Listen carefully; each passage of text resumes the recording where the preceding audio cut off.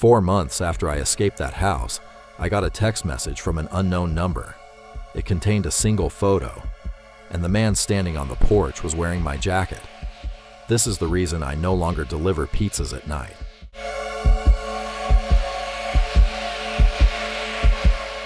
Hello everyone, and welcome back to the channel. Today we're playing some more Minecraft, and while we do that, I found another creepy Reddit story for you guys. This one is about a pizza delivery driver who received a photo months after a strange delivery, and the picture should not have existed.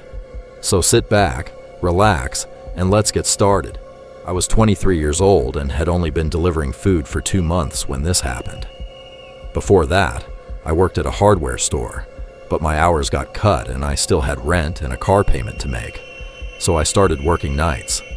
Most shifts were boring. Pizza, burgers, and late-night orders from college students. That's why I still can't explain what happened that night. It was a cold, rainy Thursday in November. I was about to end my shift and was sitting in a gas station parking lot checking my earnings. A little over $90. Not bad, but not enough. My rent was due in 3 days. I remember thinking, one more order and then I'm going home. Right then, my phone vibrated. New order. The payout was $126. 4 large pizzas, drinks, and a $100 tip paid in advance. It felt strange, but I needed the money. The address was about 30 minutes outside the city, so I accepted it. I picked up the order from a small pizza place that was about to close. The employee looked at my phone and frowned. "You're really taking that one?" I told him that for a tip like that, I'd drive anywhere. He stayed quiet for a few seconds and then said, "I drove out there once." I asked what happened, but he just shook his head. "Just make sure somebody answers the door." I took the boxes and headed to my car. As I got in, I noticed he was still standing by the register, watching me leave. At the time, it seemed a little strange, but not scary. It was the last normal minute of that night. I put the pizzas on the passenger seat, turned on the GPS, and drove out of the city. The first 10 minutes were completely normal. Rain tapped against the windshield, quiet music played on the radio, and the roads were nearly empty. Then I noticed something strange. The arrival time kept changing. First it said 27 minutes, then 31, then back to 29. I assumed it was just a bad signal. A few minutes later, I passed the last gas station on the edge of town, and the houses became more and more scattered. Soon there were only fields, trees, and an occasional farmhouse. That's when I got a message from the customer. "Please don't cancel the order." I frowned. Usually people sent things like, "The door is on the left," or "Don't ring the bell." This felt different. I replied, "I'm on my way. Should be there in about 20 minutes. The message was marked as read immediately, but there was no response. A few minutes later, another message appeared. "Thank you. I've been waiting for a very long time." I don't know why, but that sentence gave me a bad feeling. I put my phone down and kept driving. The road was getting narrower. There were no streetlights anymore, and the darkness around me was so thick that my headlights seemed to stop a few feet ahead of the car. Then I noticed something else. In the last 15 minutes, I hadn't seen a single vehicle. Not one. Nothing in front of me and nothing behind me. I checked the time. It was almost 2 in the morning, and that's when the GPS said, "In 300 meters, turn right." I slowed down and looked ahead. To my right was a narrow dirt road almost completely hidden by trees. If the GPS hadn't told me to turn, I probably wouldn't have noticed it. There was no sign and no road number. For a second, I considered turning around, but then I remembered the $100 tip and made the turn. The moment my tires left the pavement, my phone signal dropped to 1 bar. The road was uneven, covered in puddles and wet leaves. Tree branches hung so low that they scraped across the roof of my car more than once. After about 5 minutes, I realized there was absolutely nothing out here. No houses, No mailboxes, not even fences, just trees on both sides of the road. I had just picked up my phone to message the customer when the GPS said, "You have arrived at your destination." I hit the brakes. In front of me was an empty field. To the left was a forest. To the right were a few old trees and tall grass. That was it. No house, no lights, no sign that anyone lived there. I checked the address again. It was correct. I even restarted the GPS, but it pointed to the exact same spot. Then my phone vibrated. A new message from the customer. "You got here sooner than I expected." I slowly looked around. Nobody. Then another message appeared. "I can see your headlights." A cold feeling ran down my back. I checked my rearview mirror and then both side mirrors. There was no one there, nothing but darkness and rain. I stared into the darkness for a few more seconds, trying to figure out who could possibly see my car. Then I decided I was done. This was either the wrong address or someone's stupid prank. I opened the chat and typed, "I don't see a house. I think there's been a mistake." The message was read immediately. A few seconds later, a reply appeared. "Don't leave." Something tightened in my stomach. Another message came a moment later. "Please." I put my phone down and shifted into reverse. That's when the engine died. The only sounds left were the rain and the soft hum of the dashboard lights. I frowned and turned the key again. Nothing. Again. Silence. My car had never given me problems before. The battery was new, and the engine started even in freezing weather. I tried a few more times. Nothing. Then my phone vibrated again. I've been waiting for a very long time. I didn't answer. My hands had started to shake a little. I looked around once more. That's when I noticed something I could swear hadn't been there before. Somewhere beyond the field, maybe 200 yards away, there was a faint yellow light between the trees. I squinted. It was a window. A house. An old one-story house that I somehow hadn't seen when I arrived a few minutes earlier. It stood almost completely hidden by the trees. Only one window was lit. I stared at it for nearly 10 seconds, trying to understand how I could have missed it. Then my phone vibrated one last time. "Now you can see me." I read the message twice. "Now you can see me." That's when I started to feel genuinely uneasy. I tried starting the car again. Nothing. Then I decided to call the customer. If someone really lived in that house, maybe they could at least explain how to get there. I pressed the call button. 1 ring, 2 rings. Then something clicked on the line. I was about to say, "Hey, this is your delivery," but I froze. There was no voice on the other end, just breathing. Slow inhale, slow exhale. I pulled the phone away from my ear and looked at the screen. The call was still connected. I raised it back to my ear. The same breathing. Then the line went dead. A second later, a new message appeared. "I don't like talking on the phone." A chill ran through my arms. Fine, I thought. That's enough. I'll leave the pizzas here and walk away if I have to. But as I reached for the boxes, something made me look into the rearview mirror. At first, I didn't understand what was wrong. Then I saw it. There was a phone lying on the back seat, an old black smartphone with a cracked screen. My breath caught in my throat. I was absolutely certain it hadn't been there a few seconds earlier. I slowly turned around and stared at the phone for a few seconds. It was old, scratched, and so dirty it looked like it had been sitting somewhere for years. I knew for a fact it hadn't been there before. I was alone in the car. Nobody could have placed it on the back seat. I even checked the doors. They were all locked. Rain hammered against the roof as I sat there trying to come up with any logical explanation. Finally, I picked up the phone. The screen was cracked, but it still worked. It was already unlocked. A delivery app was open. At first, I thought it was someone else's old phone. Then I saw the driver's name in the top corner of the screen. I froze. It said, Alex M. My name. My heart started pounding. I opened the profile. There was no picture, but the phone number matched mine. The email address was mine too. My hands began to shake. I opened the order history. The first delivery had been made 3 years ago. Then another, and another. Dozens of deliveries, all to the same address. I stared at the screen, unable to understand what I was looking at. I had only been a delivery driver for 2 months. 3 years ago, I didn't even own this car. Then the phone in my hands vibrated. A new message appeared. Not on my phone, on the one I was holding. "You're almost home." The words stayed on the screen. "You're almost home." I looked at the message again, half expecting I'd read it wrong.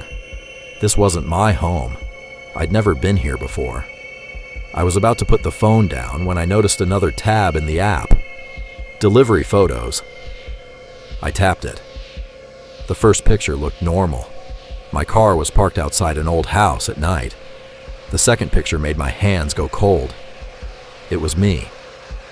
I was standing by the trunk holding pizza boxes. The photo had been taken from a distance, as if someone had been hiding in the trees. I kept scrolling. The next picture had been taken at the gas station near my apartment. Then one outside the grocery store I visited almost every day. Another showed my car parked outside my house. Then another, and another. Some were taken during the day, others in the middle of the night. My chest tightened. Someone had been watching me for a long time. I opened the oldest photo in the gallery. It had been taken 3 years earlier. It showed the same house sitting beyond the field. But this time, someone was standing on the porch. The image was too blurry to make out a face.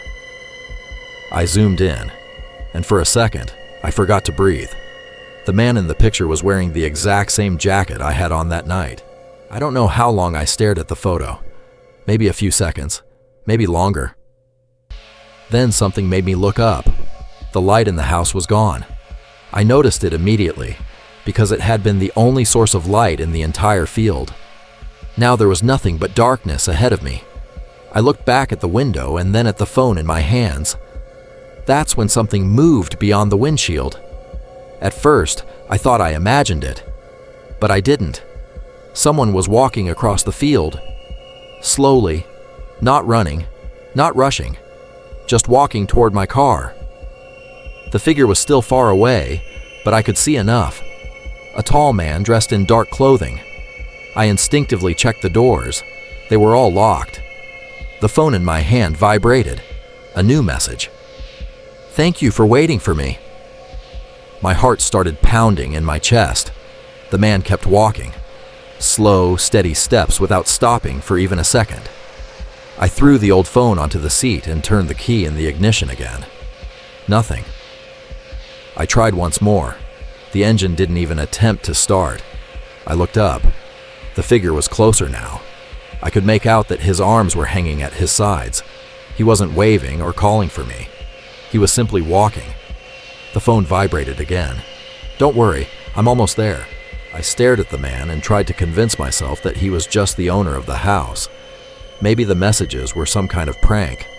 Maybe he had mental issues. Any explanation was better than the one starting to form in my mind. He was about 100 yards away now. The rain had picked up, making his outline blurry. I leaned closer to the windshield. That's when I noticed something.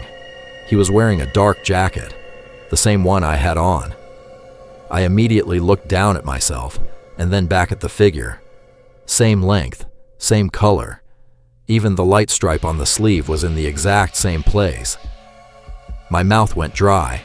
The man got closer, maybe 50 yards away now. I tried to make out his face, but the rain and darkness kept it hidden. I could only see his shape. The phone vibrated. I didn't even want to look at it, but I did. "Do you recognize me yet?" My skin prickled. The man kept coming. 40 yards, 30, 20. Then something even stranger happened. He started limping. On his right leg. I froze. I had been in a minor car accident the year before, and ever since then I had a slight limp in my right leg. I had never told anyone about it. The phone vibrated one last time. Open the door, it's cold outside. I didn't open the door. I didn't even move. I just sat there and watched the man slowly get closer. 15 yards. 10. Then he stepped into the headlights. First I saw his boots, dirty and covered in mud. Then his jeans, the dark jacket, the same scratches on the zipper that had been there ever since I crashed my bike a few years ago. My hands started shaking. The man stopped a few feet in front of the hood. His head was lowered. Rain dripped from his hair and fell onto the ground. Then he slowly lifted his head. Something in my chest seemed to break. I was looking at my own face. He was older than me, maybe by 10 years. His hair was longer. There was a short beard on his chin, and dark circles sat under his eyes. But it was me. My eyes. My nose. Even the small scar above my left eyebrow was in the same place. The man stared directly at me. He didn't blink. He didn't move. Then the old phone on the seat started ringing. I jumped. There was only one word on the screen. Me. I didn't want to answer. Every part of me was screaming not to, but my hand reached for the phone anyway. I lifted it to my ear. For a few seconds, all I could hear was the rain, then a voice, my voice, only older and rougher. "Don't get out of the car." I tightened my grip on the phone.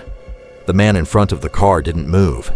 He just stood there in the rain, staring at me. I could barely speak. "Who are you?" There was silence on the other end. Then the voice answered, "You know who I am." My heart pounded even harder. "That's impossible." The voice let out a quiet breath. "That's exactly what I said when I saw myself for the first time." My hands went cold. I looked back at the man standing in front of the car. He still hadn't moved. "What's happening?" I asked. For a few seconds, all I could hear was the rain. Then the voice said, "You don't have much time." "Time for what?" Another pause. "Before you make the same mistake." My stomach tightened. "What mistake?" This time, the answer came immediately. "Don't go into the house." I looked across the field. The house was almost invisible in the darkness now, just a black shape among the trees. I wasn't planning to. For the first time, the voice sounded nervous. "You will." "No." "Yes. In about a minute, you'll get another message. Then you'll see a light in the window. Then you'll hear someone scream, and you'll think someone needs help." I stopped breathing for a second. "How do you know that?" There was silence for several seconds. Then the voice answered. "Because I already did." I wanted to ask 100 more questions, but the phone in my hand vibrated. I slowly looked down at the screen. A new message from the customer. "Please help me." My chest tightened. I slowly lifted my head and looked at the house. The light in the window was on again. A chill ran through me. The voice on the phone spoke quietly. "Don't look at the house." It was too late. I was already staring at it. A few seconds later, a scream came out of the darkness. A woman's voice, short but sharp. Then everything went quiet again. I sat up immediately. "There's someone in there," I said. "No," the voice answered at once. "You don't know that." "I do." Another second of silence. I heard it too. I looked back at the man who had been standing in front of the car. He hadn't moved. Rain had been running down his face. "Are you telling me there's nobody in that house?" The voice didn't answer at first. Then it said softly, "I'm telling you that if you go into that house, you won't come back the same." My heart was beating somewhere in my throat, and at that exact moment, the dashboard lights flashed on. The engine came back to life. The radio turned on by itself. The windshield wipers started moving. The car was working again. I quickly looked up. The man was gone. There was no one standing in front of the car anymore. I should have driven away. The car was working again. The road behind me was clear. It was over. All I had to do was press the gas pedal. But then I looked at the house again. The light in the window was still on. And if that scream had been real, there could be someone in there who needed help. I raised the phone to my ear. If someone's in there, I can't just leave. There was a long silence on the other end. Then the voice said quietly, "That's exactly what I said." I closed my eyes.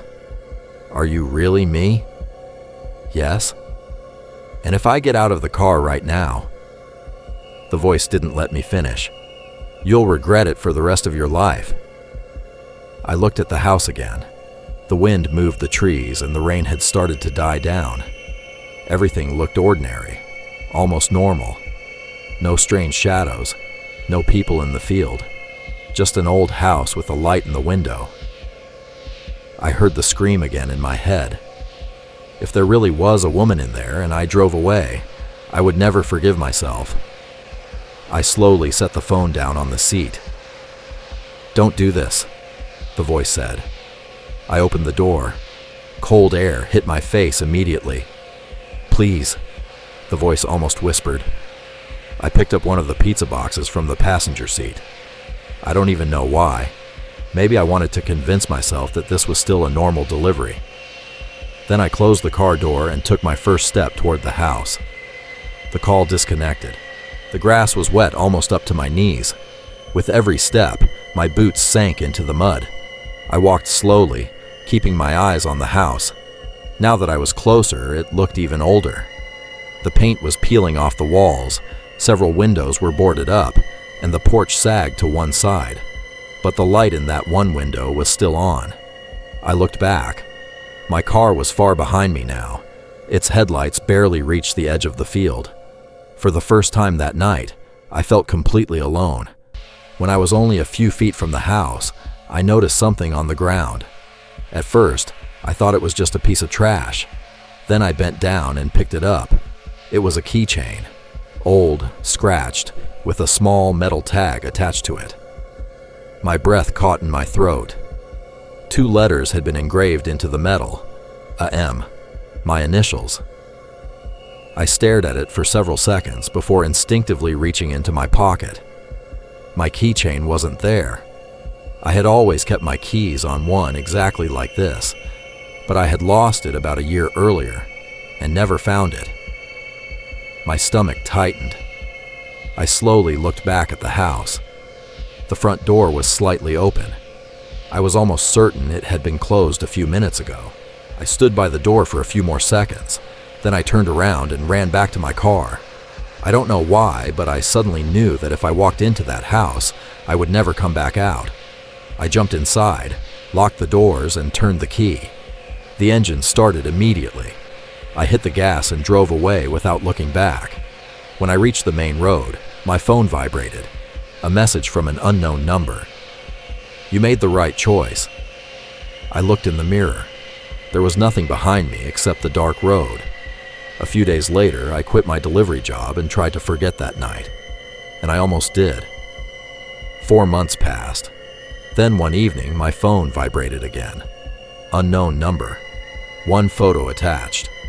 I opened it and felt my chest tighten. It was the same house. The picture had been taken at night.